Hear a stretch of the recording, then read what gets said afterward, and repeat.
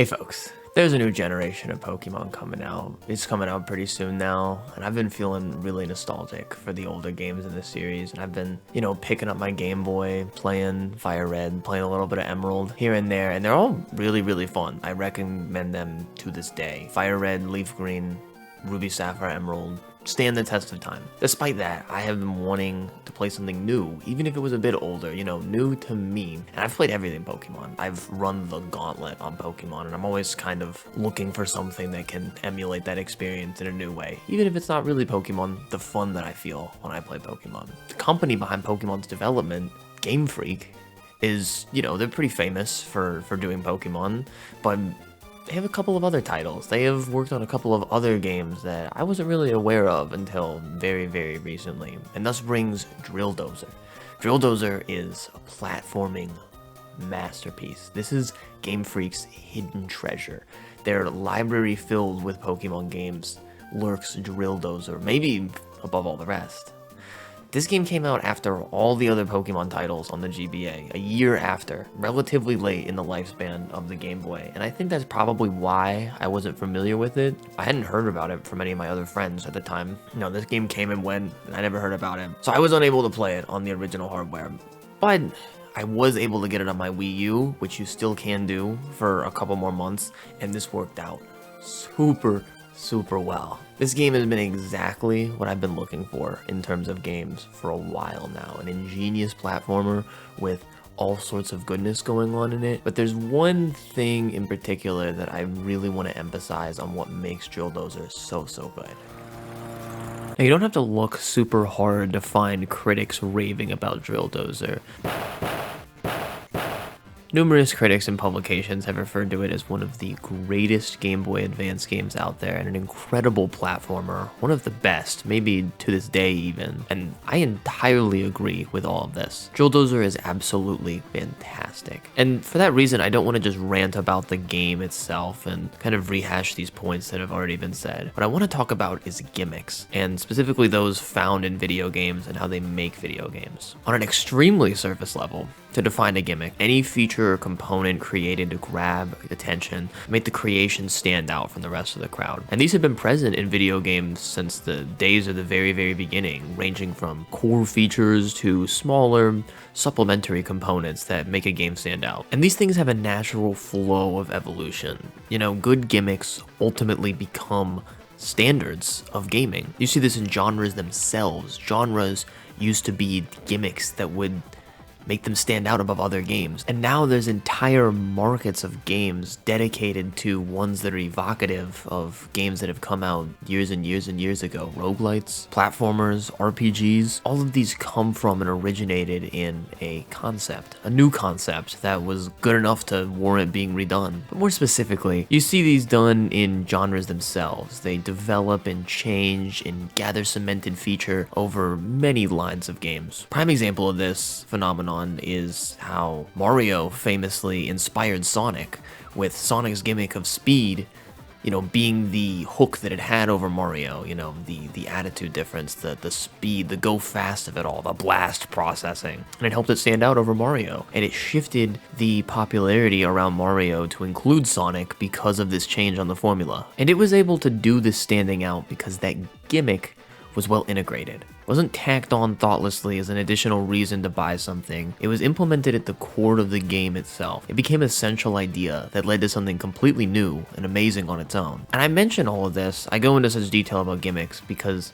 this is exactly what Drill Dozer does. It integrates a gimmick at the core of the experience in order to create something seamlessly exciting and new and wacky and ridiculous all at the same time. Drill Dozer is a side-scrolling platformer that adheres a lot to those genre definers. You move the main character, Jill, here she is, left and right, either attacking or dodging enemies and solving puzzles and movement challenges. But the flash, the focus, the sell, it's in the drill. The drill is everything in this game, and it definitely stands out. It is not your typical platformer weapon. It sounds unwieldy. It doesn't exactly sound like it would be effective, but they get you ready for it quickly and they get you ready to use it effectively. The L and R shoulder buttons each rotate the drill in a direction to prime it for gameplay, and from there, the drill is a core part of the experience. It's even got a rumble pack so that you can feel it as you're drilling. Here's what this drill does. I've got a whole list. You fight enemies with it, break obstacles with it, interact with the environment with it, solve puzzles with it, fly a plane with it,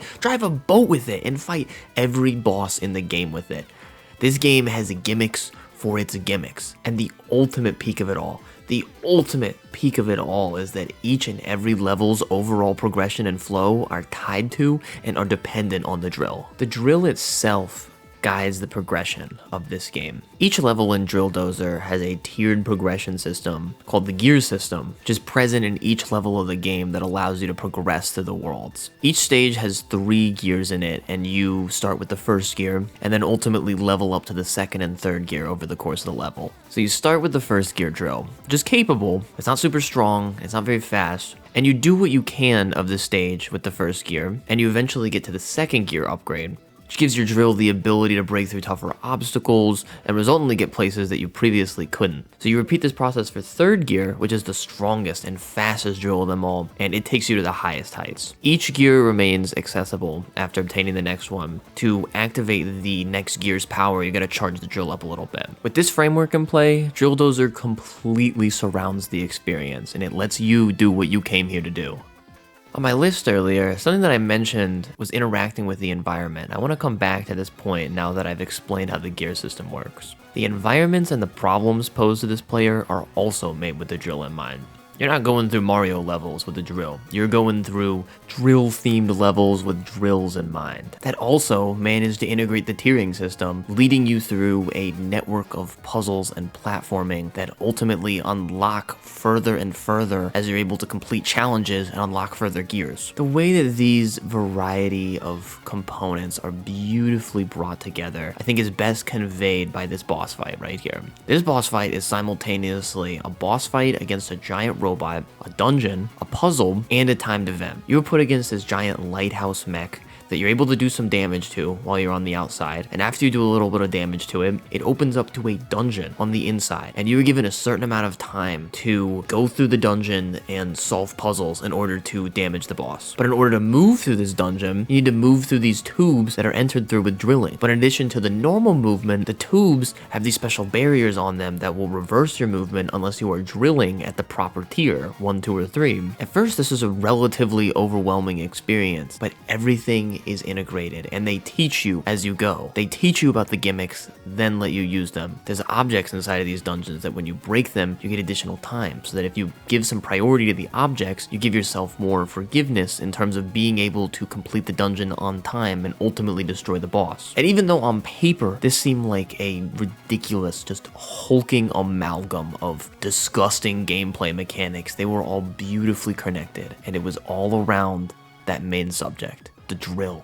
The drill brought it all together, and it kept this experience as a whole. It kept it in one beautiful wrapped up package. All in all, this is masterful integration. The drill isn't just a flashing light to distinguish it from other titles. It's part of the game at its core. The drill is the heart of the game, and that's the key. Integration. Gimmicks, for lack of a better word, they are great for games. They're not a negative thing. They keep games fresh. They keep them new. But the good ones can't possibly afford to be half-baked. They can't be tacked on at the end of the design process. It has to be built in deep at the core, like Drill Dozer. Even though the days of the Game Boy Advance are long gone, rest in peace. Please port the Nintendo games. Please, Nintendo, please port the games. Drill Dozer is a fantastic lesson and an example for what great game design is. The example that it shows is something that every game could take a page from. What is new and exciting, but also essential for incredible new experiences. And I'm looking forward to any new Drill Dozers, in whatever form they take. Alright folks, now as you can clearly see by my Toolman's attire and my Zekrom utility pouch here, this has been drill down analysis with Drewby. Would I recommend Drill Dozer? Incredibly highly. It's an amazing game. I would recommend it similarly to the WR branded drill that my mod gave me. It's right up there with that. It's an amazing game, and that's all I have to say about it. I think you should absolutely play it today. This has been Drill Down Analysis with Drewby.